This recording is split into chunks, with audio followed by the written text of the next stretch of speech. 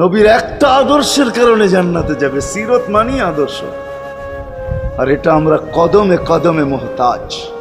কেননা এই ছোট জীবনটা যদি গ্রহণযোগ্যতা পর্যন্ত পৌঁছাইতে হয় আল্লাহর কাছে, চাই নারী হই, চাই যুবক হই, চাই বৃদ্ধ হই, যেই মানুষই হই না কেন, যেখানেরই হই না কেন, যেই বাসারই হই না কেন, যেই বর্ণেরই হই না কেন, যেই পেশারই হই না কেন, যেই সোসাইটিরই হই না কেন, এই জীবনটাকে যদি গ্রহণযোগ্যতা পর্যন্ত পৌঁছাইতে হয় কার কাছে? দুনিয়া আলাদের কাছে না, মালিকের কাছে, যিনি এক ফোঁটা পানির থেকে অস্তিত্ব দিছেন, যার কাছে আবার আমাদেরকে ফিরা যেতে হবে। পালানের কোনো সুযোগ নাই। এই জন্যই কোরআন আমাদেরকে বোঝায় আইনাল মাফার। আল্লাহ বলতেছে কোথায় ভাগবে তুমি, বলো কোথায় ভাগবে?